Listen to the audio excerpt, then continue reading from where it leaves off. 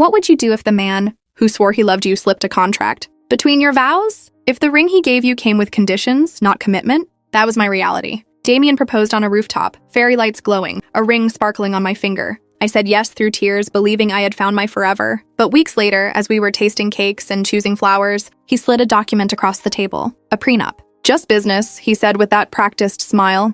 It protects us both. My lawyer insists. I wanted to ask, protect us from what? But I was too busy trying not to ruin the moment. I had grown up hearing my mother, Diana, say, "A smart woman doesn't make waves, she makes it work." So I signed. My hands shook, but I signed. Damien kissed me like I'd just passed a test. And maybe I had, though I didn't know the subject. At the time, I convinced myself it was love wrapped in caution. I told myself paperwork couldn't kill romance. But a voice in my chest whispered, something's wrong. I ignored it. I planned a wedding dress fitting. I booked a photographer. I posted the engagement online, and people swooned at our smiles. Only I noticed how Damien's smile looked sharper in photos than in person. The first real crack came a month before the wedding. I went to City Hall to submit final documents. The clerk searched Damien's name and paused. She frowned, tapped her screen, then asked, "Do you know he's already married?" The pen in my hand dropped to the floor. In her hands was a marriage license. Damien's name, 2 years old, next to another woman's, Natalie. I stared at the paper in the clerk's hands, my mouth dry. Damien's name was there in bold letters, tied to another woman's, Natalie. Married, dated 2 years ago, still active. The clerk looked at me with pity.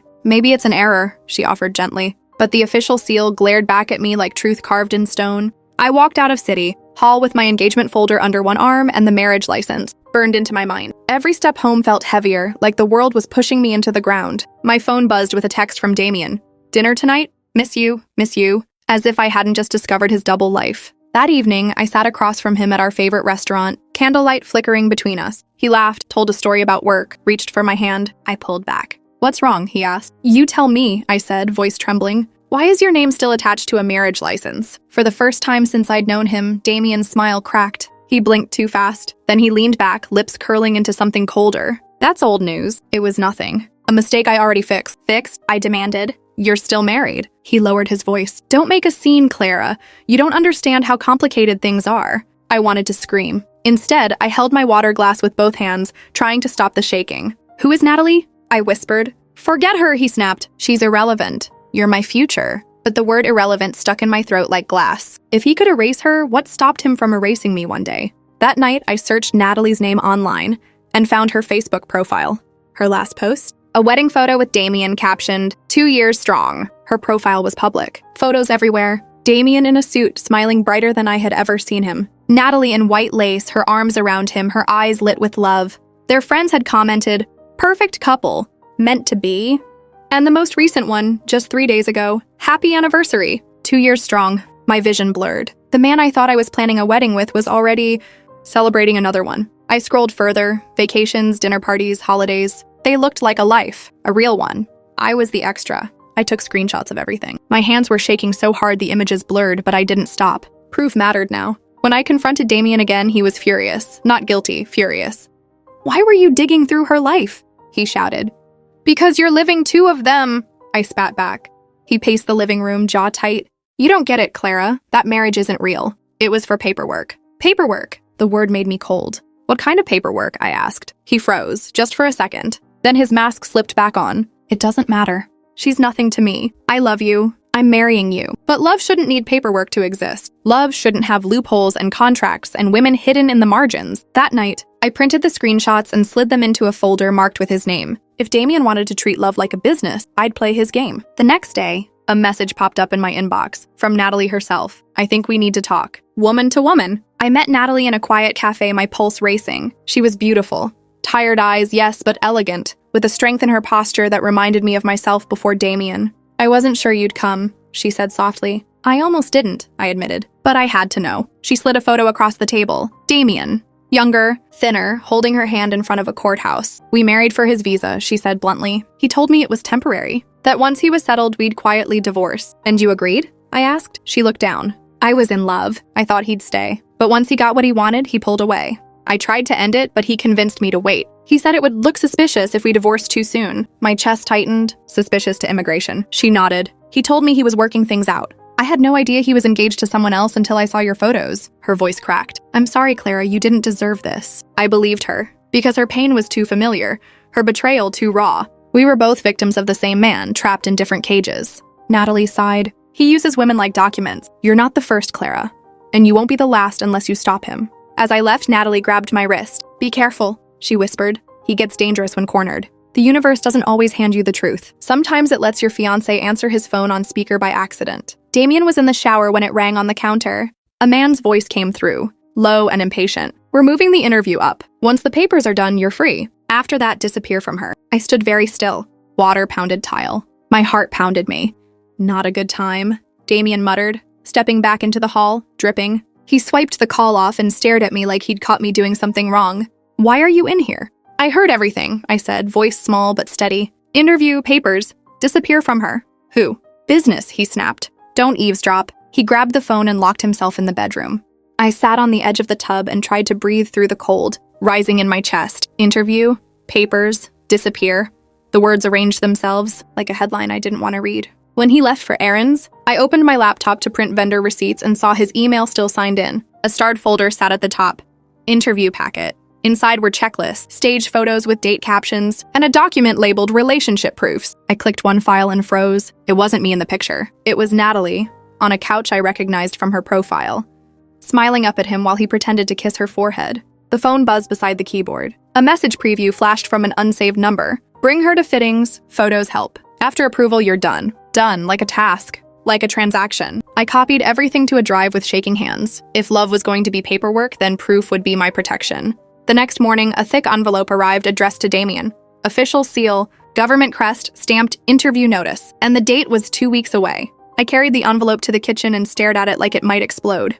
When Damien walked in, I placed it between us. Open it, I said. He sliced it neatly with a knife, eyes unreadable. Routine, he shrugged, scanning. Old case cleanup. Your old marriage case? I asked. With Natalie? He didn't blink. It's nothing to do with you. That sentence did something to my spine. I put on a coat and walked to my mother's apartment because I didn't trust my mouth not to say something I couldn't uncross. Diana made tea, set out buttered biscuits like I was 10 and had scraped my knee. I told her about the envelope, the interview, the photos, the call. She folded her hands. You are overthinking. Men simplify. Women complicate. Mom, I said, he's still married. It was paperwork, she replied, almost cheerful. Lots of people do arrangement. You have a prenup. You're protected. Protected. I wanted to laugh. Protected from what? Him? Protected from noise, she said. From mess. Sign where he asks, smile where he needs. Once the wedding is done, things settle. Settle? Into what? Being second in my own life? I left with tea still steaming on the table and a new ache where trust used to live. Back home, Damien had gone out again. His laptop sat open. I shouldn't have looked. I did. The interview packet folder had grown. A scanned checklist now included joint lease, joint bills, photos across seasons. There were also drafts of emails with phrases like bona fide marriage and good faith. Then a note to himself. After approval, dissolve cleanly. Prenup prevents claims. Prenup prevents claims. The document that made me feel guilty for hesitating had been engineered to leave me empty-handed if I woke up to the truth. Doubt didn't whisper anymore. It screamed. As I closed the laptop, a new message popped up from Natalie. He told me to show up alone. He thinks you'll keep quiet. Do you still want to stop him? Natalie and I met again. No makeup, no small talk. She brought a small, battered folder. He sent me this, she said, handing over an email. Arrive 10 minutes early. Don't bring anyone. Don't talk to Clara. He thinks we're rivals, I said. He's counting on it. We spread everything on my kitchen table. Her photos, my screenshots, the interview notice, his checklists. We weren't rivals. We were co-authors of the same warning. When Damien came home, I didn't wait for a story. You're going to cancel the interview, I said. You're going to divorce Natalie for real. And you're going to leave me alone. His eyes flicked to the table, then to the hallway. She's here? He hissed. You invited her? I invited the truth, I said. Sit. He didn't. He grabbed for the papers. I was faster. Touch anything, and I'll email it all to the address on that envelope, I said. My hand shook, but my voice didn't. He laughed then, soft, cruel. You think you can hurt me with paper? That prenup you signed protects me. You walk away with nothing. I walk away clean. Say that again, I replied, tapping my phone. The recording app glowed quietly. He scoffed. After the interview, I filed the divorce with her. Then we do ours quietly. Nobody gets messy. Everybody wins. Everybody, I asked? Or just you? He stepped closer. Don't play a game you can't finish. I held his stare. I'm not playing. My phone buzzed. A voicemail transcribed on screen. Damien's voice earlier that day. Once the papers are done, I'm free. The room went very still. Diana insisted on tea again. She always did her best work over teacups. I spoke with Damien, she said as soon as I sat. He says you're overwhelmed. He says you're making threats. Facts aren't threats, I said. They're facts. She sighed like I was a stubborn child. You have a beautiful wedding planned. People are excited. Don't ruin it because you want to feel righteous. I don't want righteous, I said. I want safe. Her face softened, almost. Clara, you were raised to survive. Sometimes survival looks like patience. And sometimes, I said, standing, it looks like leaving. On my way out, she squeezed my arm. Be a smart woman, she whispered. Don't set fire to your future to send smoke signals. Back home, a calendar alert slid across Damien's laptop screen, interview Monday, 9:00 a.m. Bring spouse, joint evidence. He had set 2 reminders and a note. Clara has yoga, 8 to 10, safe window. He was mapping my life like a route to walk around. My future was a schedule he'd planned without me. I took photos of everything. I backed them up twice. Then I texted Natalie, I'm with you Monday. She replied in seconds. He'll be furious. I'm done being afraid of his anger, I wrote back. He should be afraid of my evidence. An email landed from a law firm I didn't recognize, subject cease and desist, accusing me of defamation if I interfered with pending immigration matters. Damien had lawyered up. I didn't reply to the law firm. I forwarded the letter to a new attorney, Ms. Rao, an immigration specialist Natalie had found. We met in a glass-walled office that looked like it never slept. She read our files twice, then looked at us evenly. Do not go to the interview, she said. Do not confront inside any government building. Submit a written report with exhibits. If you fear retaliation, we can route it safely. So we just wait? I asked, throat tight. You build a clean, chronological packet, Ms. Rao said. Dates, screenshots, the prenup language, his calendar entries, the voicemail. Keep your emotions out of the report. Let the facts talk. Facts I had. A spine I was growing. We spent the afternoon sorting proof into labeled sleeves, timeline, social, emails, audio, prenup, notice. With every page I slid into plastic. My breath came easier. Order, calm, a plan. When I got home, a bouquet waited at my door. White roses and a ribbon. The card, let's be adults. Wear white tomorrow. Papers look better when the fiancé looks innocent. D. He wanted to use my image as another exhibit. He counted on me being quiet and pretty. I placed the roses in the trash and took a photo of that too. Natalie texted, he's pushing me to lie. You won't, I replied. We won't. At midnight, my phone lit up with a new message from an unknown number. He's done this in 2 other cities. Want names? The message came with screenshots. Different women, different apartments, the same language. Temporary. Be patient. After approval, betrayal wasn't a mistake. It was his method. I poured everything onto my living room floor. My binder, the new screenshots, the prenup I'd signed with hands that thought love could be managed like a budget. This time I read every clause. Waiver of disclosure. Separate property remains separate. No spousal support. Mutual indemnification. Then a sentence that made my skin go cold. Each party agrees not to bring claims arising from any immigration-related processes undertaken before or during the marriage. He hadn't just asked me to sign a safety net. He had built a trap around my silence. He had planned to use me as a prop while insulating himself from the fallout. If I hadn't found the license, if the clerk hadn't paused, I would have walked into a marriage with a man already married, protected by a contract I believed was business. I highlighted the clause and added it to the binder under Prenup, key language. Then I wrote a note to myself in plain, black ink. He didn't protect you. He protected the plan. When I finally slept, it was a shallow, twitching kind of sleep. I dreamed of white roses turning to paper ash. Morning brought another letter from his lawyers, bolder than the last. Any further contact with Ms. N or interference with Mr. D's. Lawful proceedings will result in immediate legal action. Lawful, the word scraped against my teeth. Before I could finish my coffee, Ms. Rao called. We filed your report. And Clara, someone at the agency already flagged his file. Be ready. I told my mother everything about the binder, the report, the new women who had come forward. Diana listened with her hands folded neatly on the table, face unreadable. When I finished, she sipped her tea and said, Clara, do you understand what this looks like? Yes, I said. It looks like the truth. It looks, she countered, like you being dragged into mud. Everyone will see your name attached to scandal. Even if you win, you lose. Her words stung. Mom, I almost married a man already married. He used me, he used Natalie. And you want me to stay quiet? She leaned closer. Sometimes silence is survival. We built our life on respectability. Don't burn it down. I shook my head. Respectability isn't worth my sanity. She sighed, disappointed. You're more like your father than you realize. Always chasing storms instead of shelter. I left her house with her words echoing, but my binder heavier in my bag like armor. For once, I didn't want shelter. I wanted fire. That night, Damien showed up at my door, suit pressed, smile polished. Let's talk, he said. Or do I need to remind you what's in that prenup? Damien walked through my door like he still owned the air inside.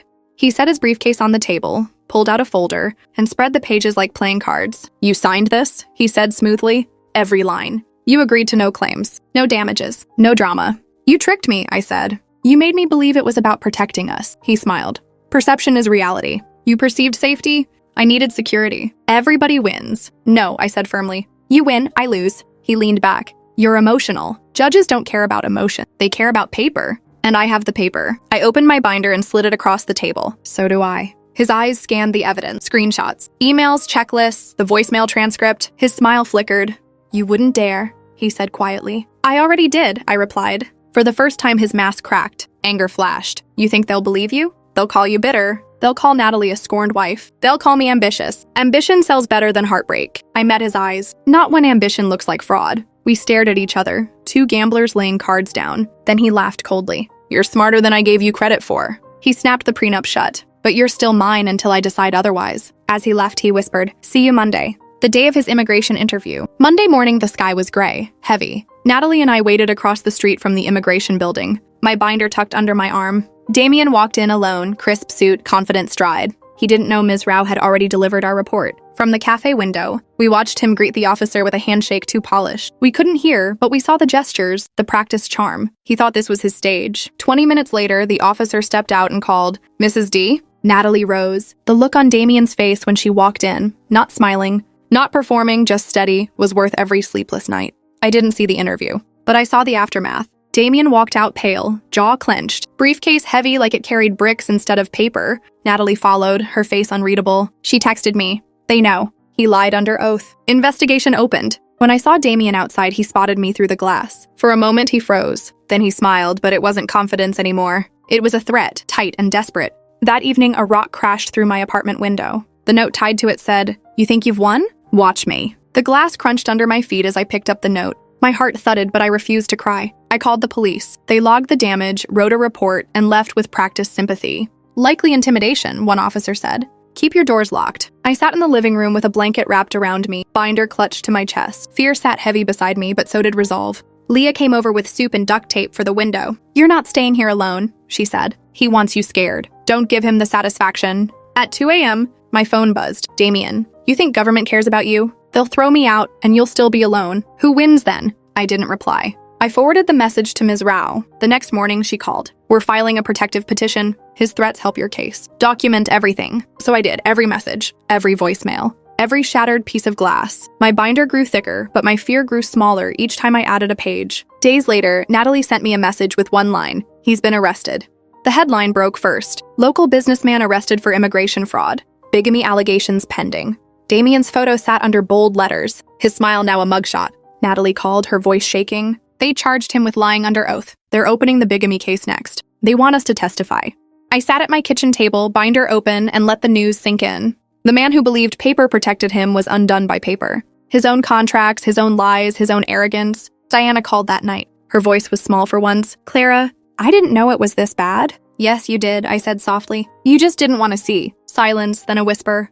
"I'm sorry." It wasn't enough, but it was a start. I hung up, lit a candle, and wrote in my journal for the first time in months. Not about Damien, not about Natalie, about me. About the woman who thought love was a rooftop proposal and learned it was really a signed prenup designed to erase her. The next hearing was set. Damien would face the system without his smile to save him. And I would face him one last time, not as his fiancé, not as his victim, but as his undoing. As I closed my journal, an email pinged from Ms. Rao. "The court date is confirmed. Bring your binder." The courtroom smelled like old wood and ink. Damien sat at the defendant's table in a gray suit that suddenly looked too big for him. His lawyer whispered furiously in his ear, but Damien's eyes kept flicking to me. He tried the smile, the one that used to melt me. It slid right off my chest this time. Natalie sat beside me. She was steady, her hands folded, her face calm. We weren't rivals anymore. We were witnesses, survivors. The judge asked Damien questions about his marriages, about his timelines, about the documents he submitted. Each time his answers stuttered. Each time Ms. Rao slid another page from my binder to the clerk. Emails, screenshots, prenup clauses, his own words. "After the papers, I'm free." When the voicemail transcript was read aloud, Damien's mask cracked. He slammed his fist on the table. "She's lying," he shouted, pointing at me. "She's jealous. She couldn't keep me happy." The judge's gavel banged. "Enough," he said. "The evidence speaks louder than your tantrum." And it did. The judge leaned forward, voice firm. "Mr. Damien, this court finds you guilty of fraud." The gavel struck, and it was like the air shifted. Damien sagged in his chair, color drained. His lawyer packed his bag quickly, as if even he didn't want to stand too close. The judge ordered the bigamy case to move forward. His visa status flagged, his clean record shattered. I looked at him one last time. His eyes burned into me, but there was no power left behind them. Just rage, just fear. Outside, reporters swarmed. They wanted quotes, photos, drama. Natalie and I walked past them silently, side by side. We didn't need headlines, we already lived them. That night, Leah brought champagne. To survival, she said, clinking glasses. I sipped, the bubbles sharp on my tongue. Survival, that was what this had been. But I wanted more than survival now. I wanted peace. A week later, Damien's mother called me. Her voice cracked. Clara, please, don't let them deport him. Her voice was trembling. He made mistakes, but he's my son. They'll send him away forever. Please, Clara, help him. I closed my eyes. I thought of every night I doubted myself. Every time Damien twisted truth into rope around my neck. I thought of the rock through my window. I thought of the way he said, "You're still mine until I decide otherwise." No, I said softly. He made choices. I'm done paying for them. She sobbed, begged again, then hung up. I sat in silence, tears streaming down my face. Not for Damien, but for the girl I had been. The girl who thought love was paperwork and smiles. Natalie texted later. His bail was denied. I exhaled, not joy, not triumph, just release. The next day, my lawyer called. With the prenup nullified due to fraud, you're free of all ties. Completely free. Free. The word felt strange in my mouth, like air I'd never tasted before. I walked through the park that evening, binder finally tucked away in a drawer at home, and for the first time in months, I wasn't carrying weight on my shoulders. Leah joined me on the bench with iced coffee. You look lighter, she said. I am, I whispered. He doesn't own me anymore. Not on paper. Not in reality. I started therapy. I painted my apartment walls a color Damien would have hated. I learned to cook dishes for one and ate them on the balcony without shame. Natalie and I kept in touch. Two women who shared a wound, now stitching it closed separately. Diana called sometimes, softer now, trying to rebuild what she had broken. I didn't forgive her yet, but I didn't shut the door either. Healing, I learned, isn't a straight line. It's a circle you redraw each day. One evening, scrolling aimlessly, I stumbled on Damien's mugshot again. This time under a headline, "Deportation Proceedings Begin." I stared at the headline for a long time. The man who insisted I sign a prenup, the man who promised forever while hiding another wife, the man who thought love was loopholes, was gone. Deported. Erased from the life he tried to script. People asked if I felt vindicated. I didn't. This wasn't about revenge. It was about survival, then truth, then freedom. Here's what I learned. When someone insists on paperwork before promises, look deeper. When your gut whispers, listen. When silence is demanded to protect the family, ask who that silence protects and who it destroys. Love should never be a contract you can't escape. Love should never be a trick dressed in vows. I don't wear the ring anymore. I don't keep the prenup. The only paper I hold now are journal pages filled with my truth. My name, my survival, my peace. If you're listening to this and someone is treating you like a prop in their plan, hear me. You are not a visa, not a document, not a signature. You are a person. You deserve more than conditions. You deserve love without clauses. My name isn't important. What matters is the lesson. A prenup didn't protect me. My voice did. And I'll never be quiet again. What a story.